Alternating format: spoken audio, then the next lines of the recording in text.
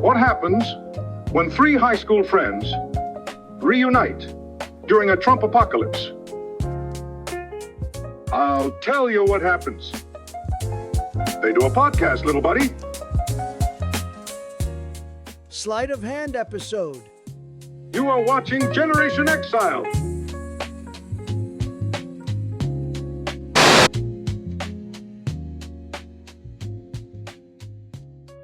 What I wanted to talk about today was the sleight of hand that our president has perfected, where when things are not going well for him, he throws up a diversion.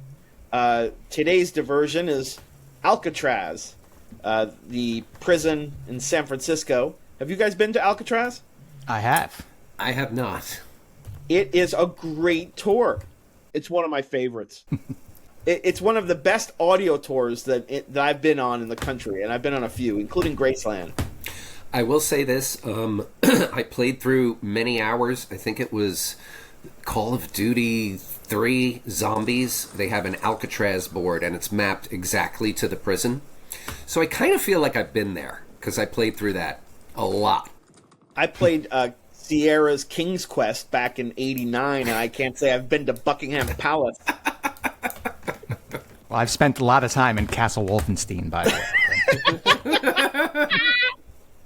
That doesn't mean you were in the Holocaust.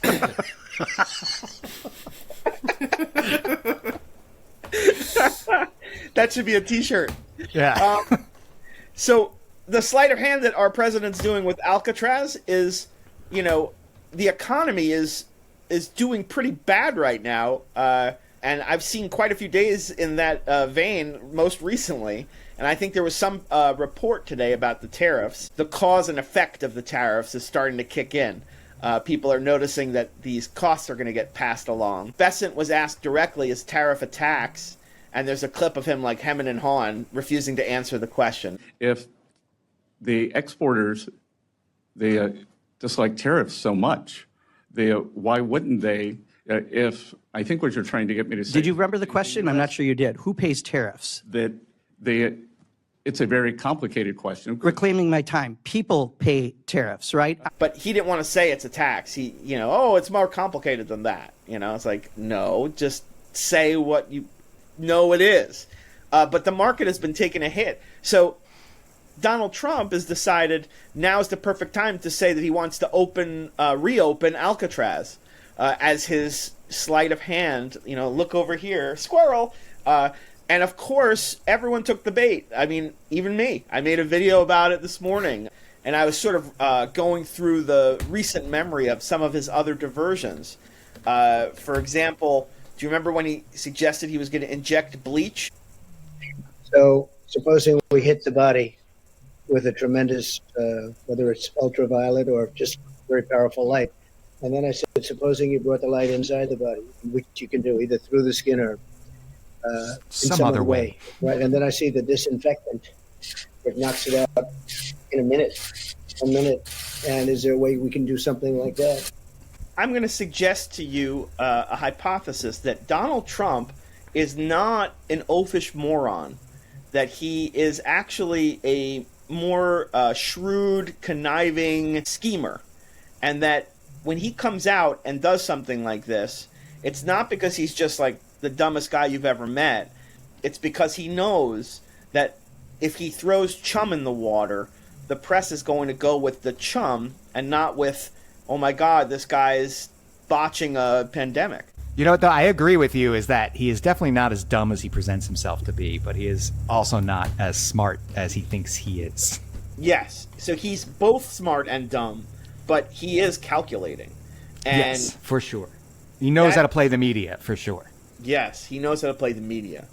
So yeah, there's a reason why Alcatraz is not open. So it's not even like a serious suggestion, but like immediately it comes out of Trump's lips, and like 5 seconds later, you have Caroline Leavitt, his press secretary, on TV. So like, Donald Trump just wants us to go back to law and order, and opening Alcatraz is a smart proposal. The media really has to learn how to ignore these people, like ignore these wild goose chases. They like you said, they take it seriously, and then they start asking logical, logistical questions as if this is a real thing, when they can just go, Cool. So anyway, about the tariffs. About you know? the tariffs, right? That, as a matter of fact, should be every sentence out of the reporters in the press corps should be about the tariffs. That should be everything. But like, I could go on and on. Mount Rushmore, throwing his face on an image of Mount Rushmore. Yeah, running for a third term. The Panama Canal. My administration will be reclaiming the Panama Canal, and we've already started doing it. It's being operated by China. China. We're taking it back. We're going to take it back. He just said take it back. That's a good idea. Oh, God. Van Halen in there. So the first mention of Panama Canal came after a string of court losses in civil and criminal cases and weak polling in the GOP primary, from my research. And then I started thinking, like, what monuments or places of note are like left for him to use? Like the Rock of Gibraltar, he hasn't done that one yet, right? That's true. He could demand that England return it to the West, since they've grossly managed it. They've done terrible with the Rock of Gibraltar. Such a big rock, a hard rock, just like a cafe.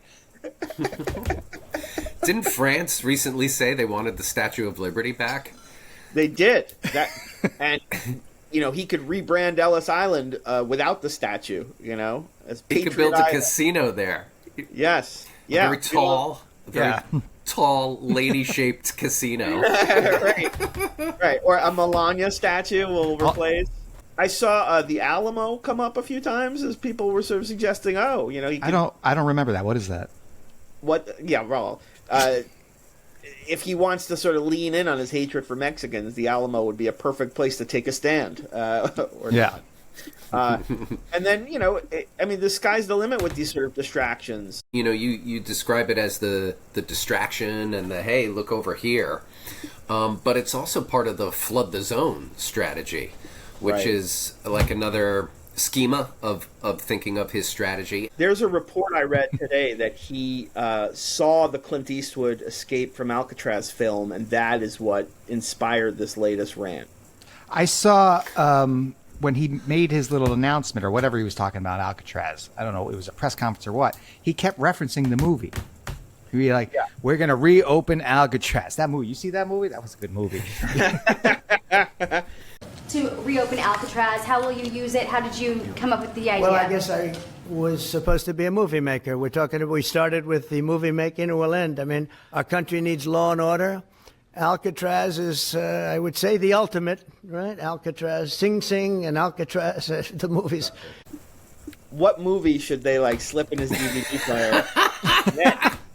That's a good question. El Norte. That is a movie that Mike and I watched in Spanish class in 11th grade. Well, this is a good idea then. What do we show him? Definitely not that movie about the 72 Olympics. Definitely not Dr. Strangelove. I got one. Tootsie. Oh, yeah. You throw Tootsie in the DVD player. Listen, and did you see Dustin Hoffman is now a woman? I am unbanning trans in the military.